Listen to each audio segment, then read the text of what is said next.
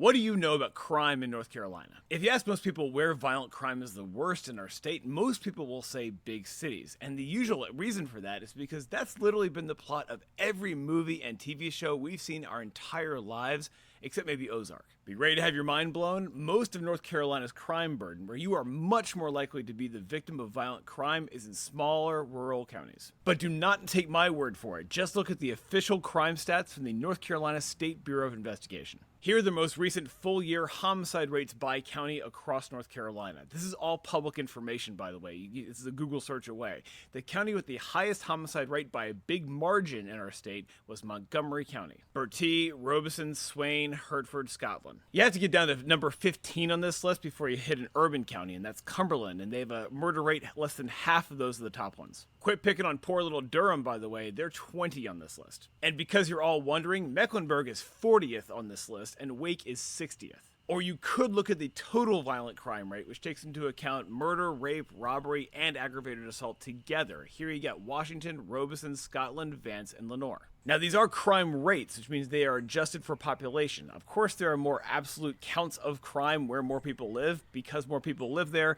there are also more churches in Charlotte than there are in, like, Jacksonville. That's not because people in Charlotte are more religious. It's just because that's where more people live. Now, you might have noticed that a lot of politicians in Raleigh want to make a name for themselves by being loud about crime. Like this guy, Brendan Jones, he's a House Republican majority leader, and he's very upset about crime in Charlotte, even though the county that he represents, Columbus County, has one of the highest homicide rates in the entire state, and he has nothing to say about that. Columbus County's actually had a lot of problems with their own local law enforcement. Or take Danny Britt, the Republican state senator from Robeson County. He's also very vocal about crime in Charlotte, even though Robeson is near the top of the list for every single category of violent crime. Robeson County is also famous for political corruption. Violent crime is a very serious problem wherever it exists, but our cities just are not especially overburdened with violent crime. Their rates are basically proportional to their share of the state's population.